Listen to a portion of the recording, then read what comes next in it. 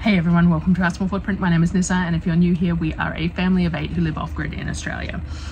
Today's video is a bit about my planning of how I plan my 2 monthly grocery hauls. So every time I do these, I run through the process because we have new people who come along and find them as well, but also because of the way things are in the world at the moment.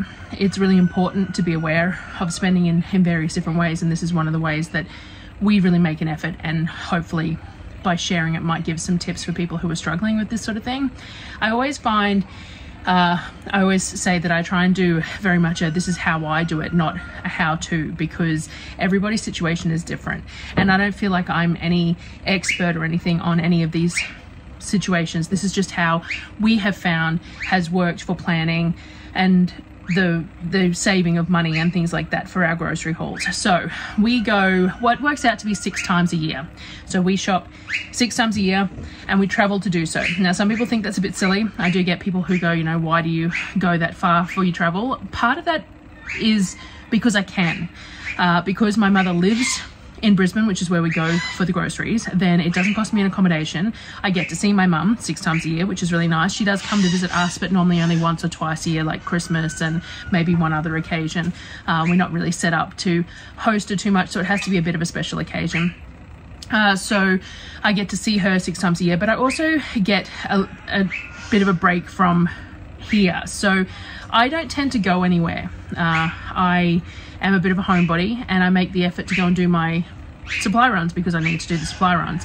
But other than that, Darryl is the one who does everything. He carts the kids wherever they need to go, to appointments and all that sort of thing.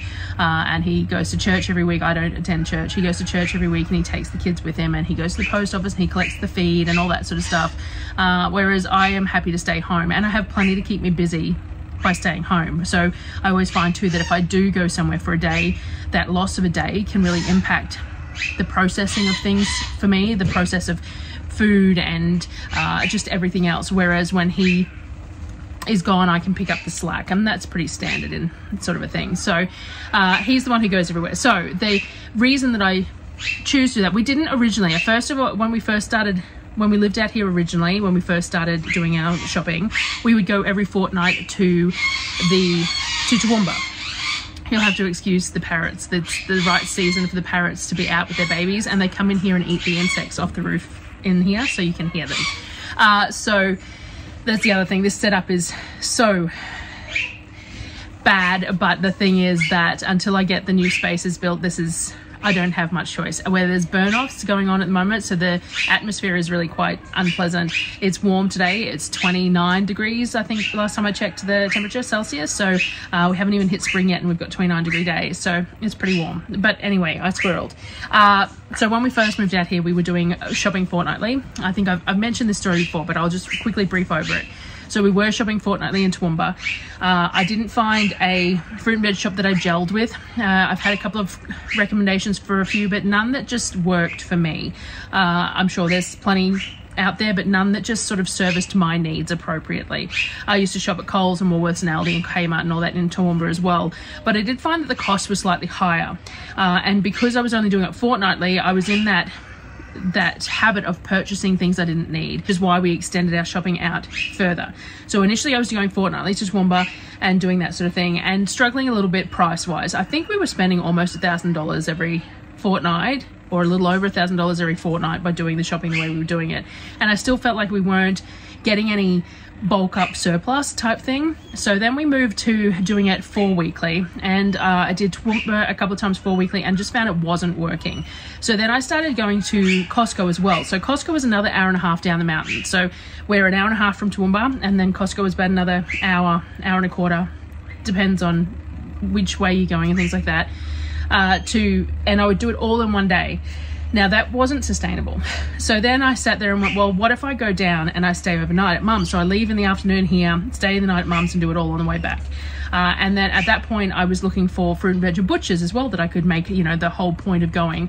I tried a couple. There was a couple that I tried, and I finally settled on Mega Fresh at Browns Plains, and Adam has been fantastic. And that relationship that I have with him and the fruit and veg store is well worth me making the trip. And then having Costco as well. So a lot of people find Costco isn't good value. For us, it is very good value. I make my membership back in bread flour, baker's flour alone. So the amount of baker's flour that I purchase, I well and truly make my membership back purely in savings on that. So for us, it's well and truly worth the value of being a member and making that trip. So the way I run my pantry, kitchen, whatever you want to call it, is that I run an inventory. So I have a running inventory that I use every month that shows me how much I have on my shelf, how much I need to get, and all that sort of thing. So I'm going to turn the other camera on up here, which, you know, as I said, the layout of my space is not real great at the moment. We're going to improve this when we get the new space set up. So I'm going to flick over to the other camera. Of course, now I have to get my iPad turned on. So I have my running inventory that I use every month. Let me square this up for you. And we've got reflections because I'm using a pot to hold my camera up. So, you know, I'm doing real well here. So we have a running inventory. On my inventory, I have a list of all the items that I purchase on a regular basis. Now, this is going to be slightly different for everyone, but this is how it runs for us. These are the things that we use every month without fail in fairly consistent quantities. I have multiple pages of it that I have added to as I've gone along through, you know, learning what we use and what we don't. And I have 3 columns. I have my have columns, my base columns, and my need columns. And all I do is I go through, I run my base numbers, I write in what's left on the shelf, and then I write out what I need. Now, the thing with this too is that it allows me to look back. So the previous shop was June, and I can look back at what I purchased. I can look at what the base numbers that I had left for that shop, what I had left on the shelf, and what I purchased, and then now looking at that, then go across and go what I've got left on the shelf for this particular month. So I run these inventories for the for all our stuff every month, every time I go on a shop. So I spent yesterday going through every single shelf. Now, the other thing that I get asked all the time is storage wise. So I took some photos. So we have, let's see, we have a shelf. It's a black wire shelf that we use for canned goods, purchased canned goods. So I'll put a picture of that up in here. This is things like the tin tomatoes, the olive oil, the tin corn kernels, the curry pastes, and any miscellaneous containers that are large enough to go on those metal shelves of things that we get. So like stuff from the hamper and all that sort of thing. Then we have our one of many sets of silver shelves that has all my home canned goods on it. So it's pretty empty at the moment. I really haven't been doing as much as well, I don't can as much in winter as I do over the summer periods because there's just not as much produce to do. So they're looking a little bare at the moment, but this shelf is where I put my home canned goods, and generally speaking this is sort of overflowing, and there is a couple of overflow shelves that it passes on to because there's not enough room. So we have that big set of shelves for those. We then have black plastic totes. Some of these are smaller ones, heavy duty ones from Kmart. Some are the really big ones that you've seen me buy from Costco if you watched any of my hauls before. One of the large ones from Costco can fit 50 kilos of baker's flour, like 25 kilos of baker's flour in there, which is really convenient. Not that I try and buy enough that I have that much that I need to store, because it's a little, we don't want to be storing too much because we don't want it to go bad. But within those also we store all things like our pastas. So there's some smaller black crates and bigger black crates. I took a couple of photos. So one of the things that we store is like, one has coffee beans and things like that in it. We've got sushi, seaweed and rice paper rolls, all sorts of pasta, so the spaghetti, the penne, the udon, the rice noodles, the ramen, all that goes in tubs as well. I've got one full of the bulk herbs that haven't gone into jars yet, and the kids have a couple that they use for their rice crackers and rice cakes. There is a couple of small cupboards, small kitchen cupboards that they put their current stuff that they're using in, but we have the crates for all the overflow, and then we transfer it in and out as we go. So part of the job of what I did with the inventory too was I emptied out a whole bunch of crates. So I've got like 4 or 5 of those big totes that are empty to take with me to get the groceries this time, and then there'll be 4 by the time we come back. And then we have just a standard shelf. So the shelf's pretty grubby at the moment. We've still got an outdoor kitchen, so there's still all that issue, but with glass jars. So those glass jars have So we have glass jars, large Kmart glass lidded jars that have flour and things like that in it, though I do tend to use straight out of the buckets. But we also have the smaller jars which have herbs and stuff in them, spices and things like that, the mason style jars, because they are really easy to get good fitting lids for. And then some of the bottled stuff that doesn't fit on like those black wire shelves, because these shelves are solid. So these shelves were purchased from the local food works when they were swapping out the shelving. I have 2 sets of these, but only 1 set up at the moment because we don't have the space. And they're double-sided, that we're only getting use out of 1 side at the moment. So any sort of bottles of like oyster sauce and rice wine vinegars and things like that that are narrow based go on those shelves because they topple a little bit on the wire shelves. The other thing I have is blue buckets. So these blue barrels are from Bunnings, and they are food grade buckets. They have their Handy brand, I think, and I think they're about $30 for a 35 litre bucket. Now they have a few pros and cons. Pros, they're food grade and they seal really well. We don't have any problems with any bugs or anything in them, and we don't have problems with contamination or anything like that. But the handles on the top of them, they have this whole recessed section, and because I have an outdoor kitchen and all the rest of it, a whole lot of gunk builds up in those handles. So what you have to do is when you want to open them, you need to make sure that as you open it, unscrew it, tip it upside down somewhere else away from the bucket, and then place it back on the bucket, and then that way the inside bit isn't getting dirty. They also recess slightly into the container, so you have to be aware that you can't fill the container all the way up because the handle recesses in. They are not UV stable either. We did use them for pet food at one point, but if they're left in the sun, they will just disintegrate. They break up into pieces, so they're not UV stable. We do have like, you can see the lids behind me. We have that's a stack 2 high 4 deep, so we have a whole lot of them. I have my shredded coconut that I buy in bulk in them, baker's flour, plain flour, sugar,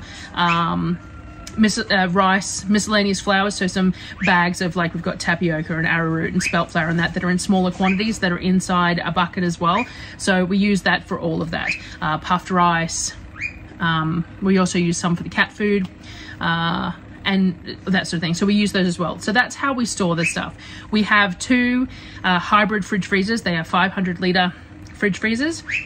And they can be used as a fridge or as a freezer. One is used as a fridge, one is used as a freezer currently, and I'd like to get a 3rd one. We also have 2 upright fridge and freezers that are used for everyday stuff. So the upright freezer has shelving in it, which is really good for like ice trays or anything that needs flash freezing on a flat surface, or cheeses, things like that get used regularly that are easy see sort of thing. And the upright fridge has a small freezer on the bottom, which is where I actually store all my purchased frozen vegetables. They go in the drawers there because it's nice and easy. The upright freezer also is where I store all the Ninja Creamy pints as well. And the fridge is for all the currently open stuff. So if I've got a jar of sauce open, then it goes in that fridge rather than in the other one, because it's just too difficult with there being a chest fridge. It's too easy for things to get lost or knocked over and things like that. So we had to have an upright fridge as well, where the current in-use milk goes, the current in-use jams, sauces, mustards, mayos, all that sort of stuff goes into that upright fridge. And our soda stream bottles we store in that fridge as well. So that's all the storage. I get asked all the time about all this sort of stuff, so I thought I'd go into it while I've got the chance. So that's how we store everything. Hopefully I have enough pictures in there that I've tossed in with everything else.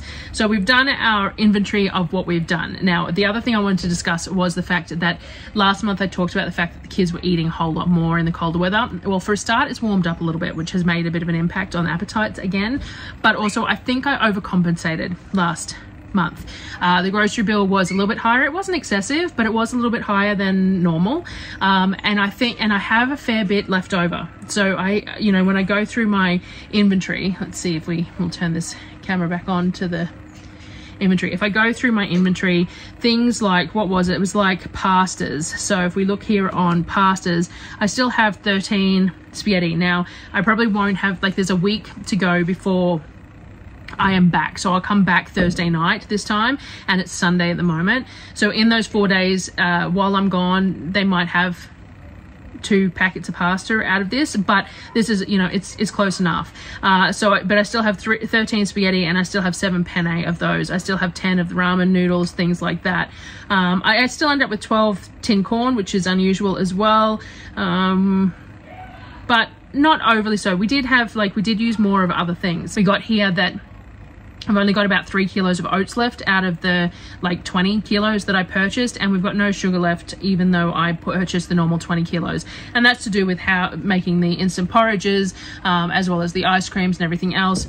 I was concerned about the quantity of sugar that we were consuming, but I actually added it up on a per person per day basis over the span of time that we eat it, and it's actually not too bad per person, so I'm not as concerned as I was, and I use alternatives where I can. But anyway, so yeah, so there were some things that we ended up with. We've still got a whole bunch, I haven't written it in here, we still have a bunch of rice milk left too, because I bought a whole bunch extra, and then they have been eating instant porridge, which we don't use milk with, so you know, that sort of thing. But I think I went overboard a little bit, so this month should be a little bit cheaper because of that.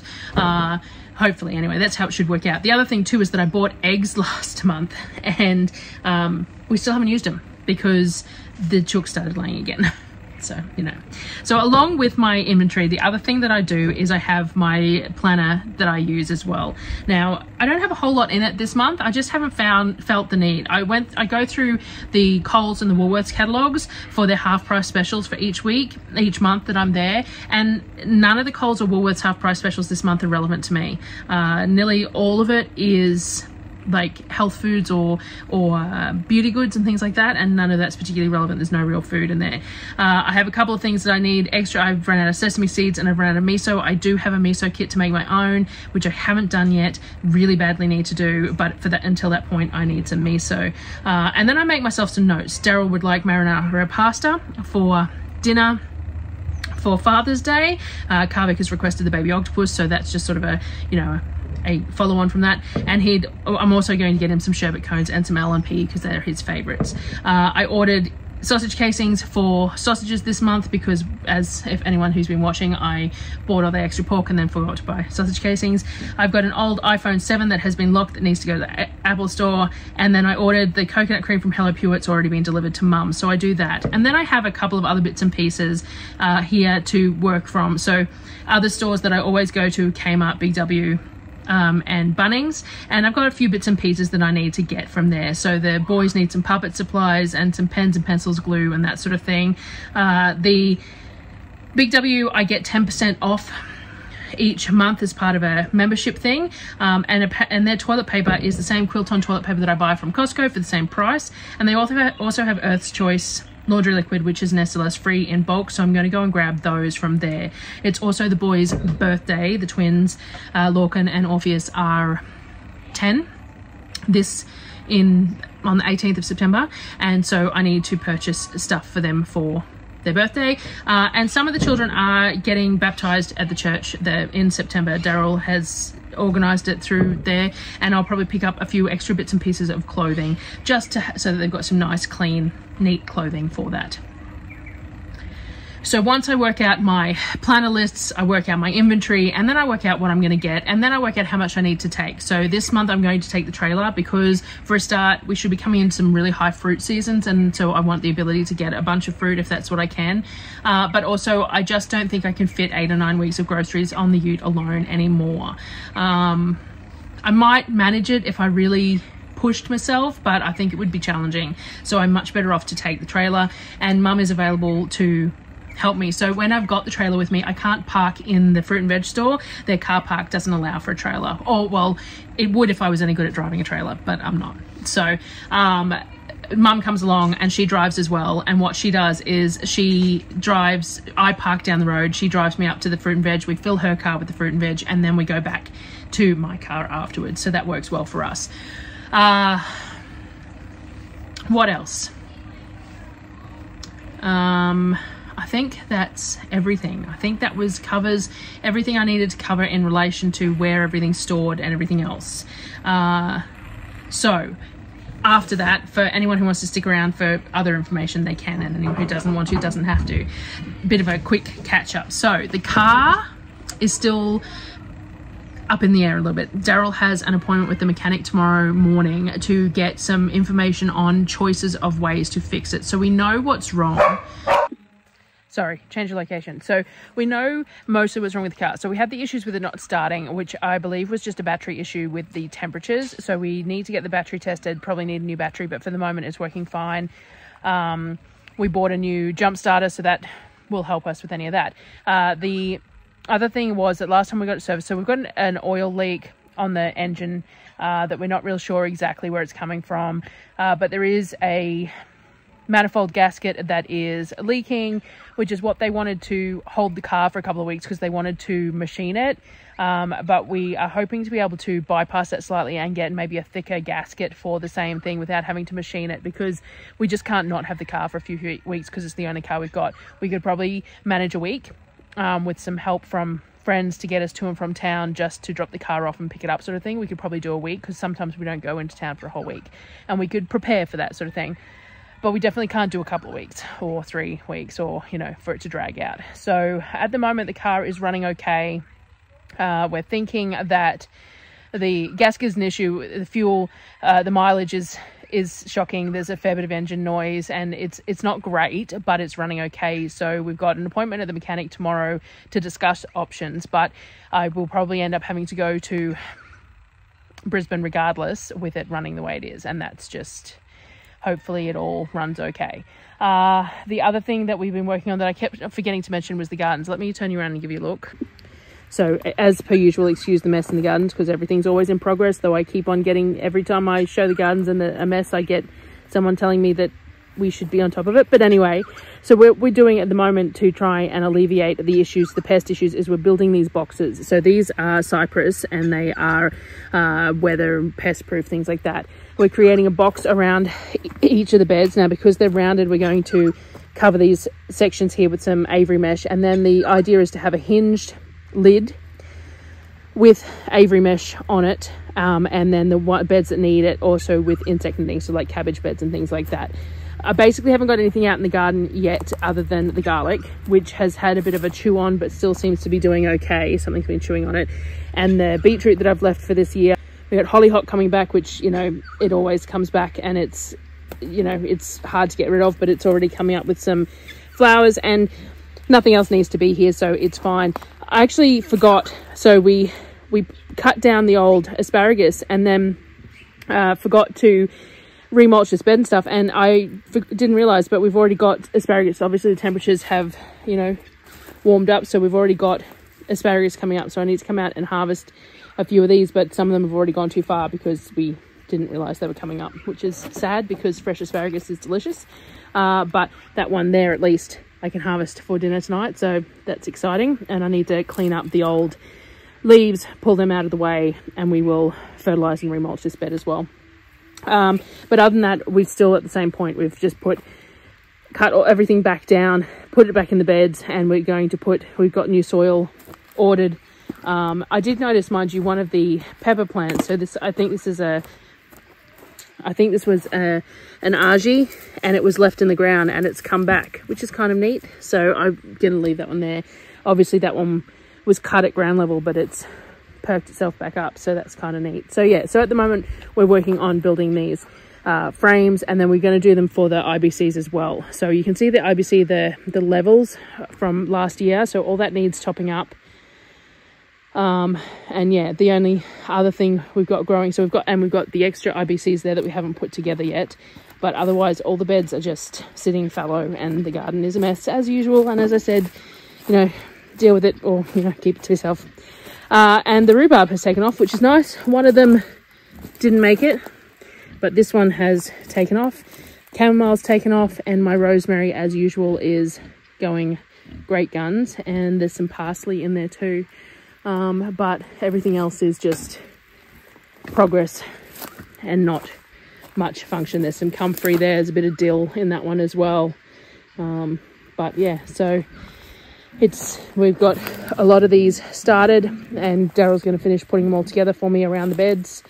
And then we've got to finalize the design for the tops. So that is a little bit of an update on the garden and the cart, just because people have been asking about it and I've mentioned it but haven't followed through. So that's about it for that, and anyone who wanted to watch the end watched it, and anyone who didn't. Now, to do with the planning of the groceries, I didn't really go into quantities that we ended up using. You know, I discussed that we bumped quantities and stuff, and then things changed. We haven't really gone into that too much, but I will try and remember to do that. I also have the spreadsheet. I've mentioned it a few times, and I keep on getting asked about it, and I still haven't got it to a point where I can share it. But I have a spreadsheet that goes back till 2022, And it's the pricing of the things that I buy every month. Not necessarily everything, but the things that I buy really regularly and the pricing that's changed between it. Now, one of the only things that has changed absolutely massively is olive oil. So in, I think it was April of 2022, I used to be able to buy 6 litres of the Kirkland's olive oil for $28.99. And now it's $64. But I do need to get that spreadsheet going. I need to get the website going. And I've got some really fun news to do with the I'm going to call it merch, but it's not really merch. The arty, crafty stuff that I'm going to be doing with the drink bottles and all that sort of stuff, with my art and stuff like that in the lead up to Christmas. So I've got to share that as well. But at the moment, this was just more about how I'm planning this month's grocery haul and how I do it every time I do it. So thank you for watching, and I will see you on the next video. Bye, guys.